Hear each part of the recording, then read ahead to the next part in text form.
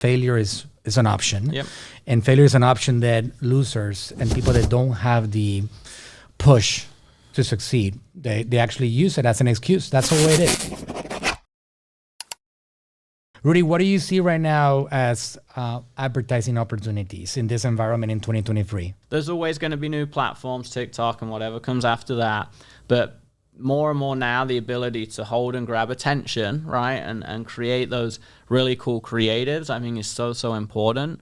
And the people that have that creative eye or creative team are generally the ones that scale and crush it on ads. The ones that, like you said, test one or two ads and say ads don't work are the ones that fail on ads, and then they get stuck. They don't know how to scale their business, right? So you got to understand really what it takes on the quantity of stuff to put out there. Yeah, it's still a numbers game, even with creatives, right? Like, it's the whole famous pitch about Rocky. I think he presented his idea 200 times or something for the script for Rocky, got rejected, and then he got one home run. And if he didn't do that, he wouldn't be Sylvester Stallone that he is today, right? And it's part of the story that he required, like it was his demand that he would be the actor. Yeah, because he had the vision for it, right? But everyone fails, right? And the same with Walt Disney. There's a very similar story there that rejected many times.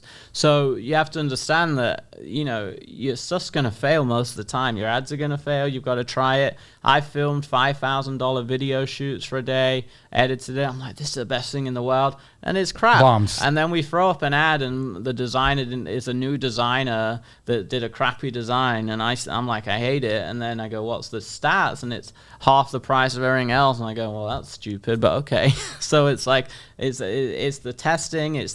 Now there is a creative eye that comes to it. But yes, it's the testing. It's the ability to push through and fail, just like any part of business and life, not to quit when you get the first hurdle. And generally, as you get into business, I mean, you get more hurdles and it gets harder. You just become better equipped to handle them. Right? That's the mindset. That's the mindset that a lot of people don't really fully understand. The failure doesn't really exist. Failure is an option. Yep. And failure is an option that losers and people that don't have the push to succeed, they actually use it as an excuse. That's the way it is. Yeah, it's about taking ownership, right? And I always tell myself two things that help me when it's like a tough day, right? Or I get some stuff thrown at me. I go, well, Mark Zuckerberg and other people are getting $1 billion lawsuit from the government, so this isn't actually that bad. I would sooner be me than him right now. And I go, number two, I could just quit and go and work at McDonald's. I have the choice. Right. And it's that I have the choice part that I respect when other people are like that. In our company, we call it extreme ownership. It's one of our core values. And I say it to myself, I'm like, you don't like it, don't work here. It's like, I'm not making you work here. Just go get another job, right? And it's the same for me. It's my business. I decided to become an entrepreneur.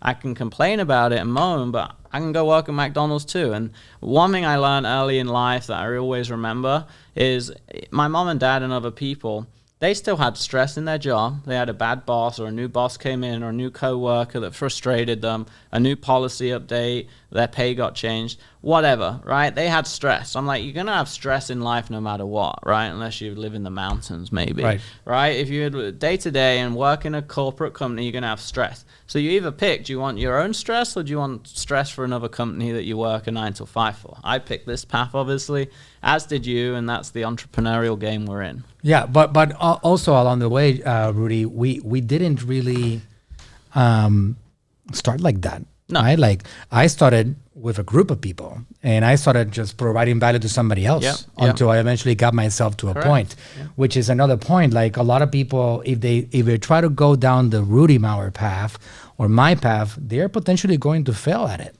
Because you worked yourself up to the point that you could be a leader.